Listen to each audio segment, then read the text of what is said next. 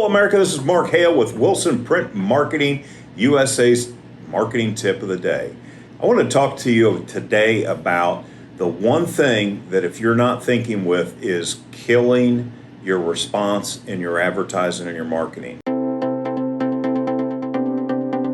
The one thing that is affecting the results of your advertising. Before I get into that, I want to talk to you about the purpose of advertising. Now, it should seem fairly obvious. The purpose of the advertising your business is to bring in new customers and to make yourself better known. But at the bottom of that, it's the only reason you do it, spend the money on it, is to bring in new customers, new patients, new clients, whatever it may be. So the one thing that's stopping you is most of you, when you advertise your business, you don't do it long enough and consistent enough in one or two mediums to actually have an impact.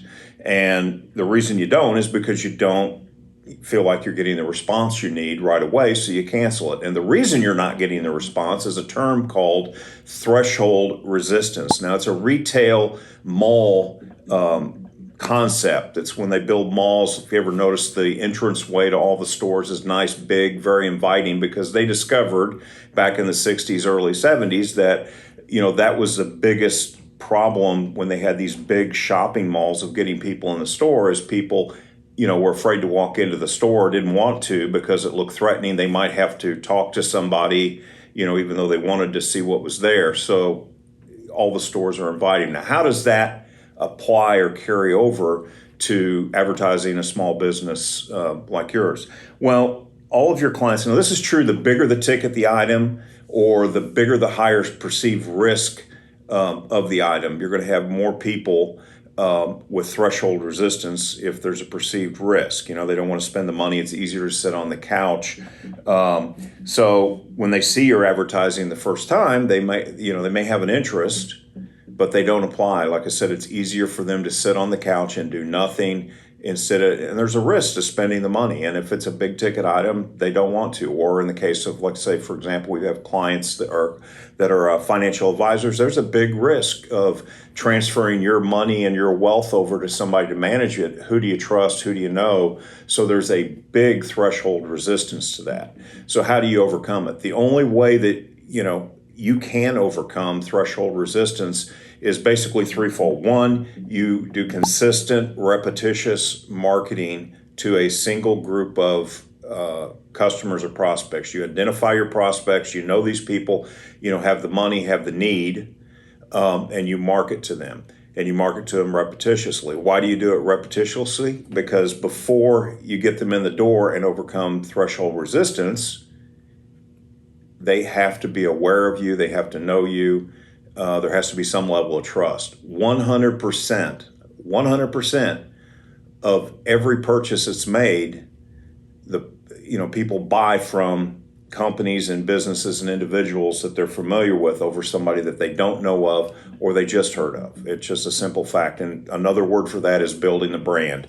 If you haven't built your brand with that customer, with that prospect, there's going to be threshold resistance that hasn't moved. Now, having said that, you've got a plan, you're doing a marketing plan, you're going to be consistent, you're going to stick with it. And by stick with it, I mean you're going to have to invest 6 to 8 months, 10 months, on the thing before you start gathering fruit from that investment. Now, you may get some early on, but the bulk of your response, the bulk of your new customers, patients, clients are going to come after month 4, 5, 6, 7, 8, when it really starts catching on. It just takes that long. Like I said, people are hard to pin down today.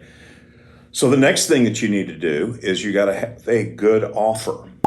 So if you're doing direct mail or no matter what you're advertising, if you're doing just plain image advertising, it's really a waste of time. Big Fortune 500 companies do that because they've got lots of money to waste on advertising. You need business in the door today. So you have to have a strong offer.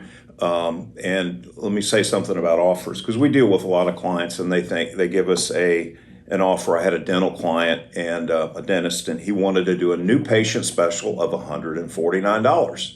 And you get x-rays and you get all this stuff. But the problem was when I Googled his area for dentist, he had four competitors that were advertising new patient specials from the cheapest was $39 for a new patient special up to $69. So he was double the price. He's not going to get a response on that. So your offer, if your offer doesn't make you sit and pause and think, geez, am I giving away the store? It's got to call, if it's not good enough, if you don't have that thought in your head that it's too good. Now you got to realize that when you're measuring your response and your return on everything, you're buying customers when you advertise. So it's not just that one sale on that, $50 new patient special that matters. It's what is the lifetime value of that customer. Is that customer going to come back year after year and spend, tens of thousands of dollars with you over the long haul?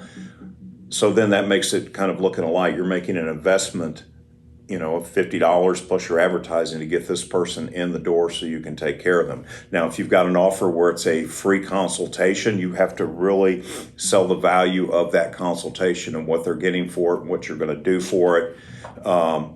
That would be in the case of professionals like accountants or financial advisors or financial services type businesses. So you've got your offer, and then the other final piece to your program is you have to have a call to action. You have to tell people how to respond. You have to tell them to respond, or they won't respond. They'll just look at it. It needs an expiration date on the offer to drive them in. There has to be a sense of urgency. And that'll get you more response earlier in your campaign. We're talking about threshold marketing, but the offer and the call to action all work together to help overcome that threshold resistance sooner. They need to have a fear that they're going to lose something by not responding. So there's a lot more on this subject, and we'll go over it in future videos. If you like this content, please hit the like button below and tell a buddy, bring a friend, share the channel. We appreciate you watching. Thank you.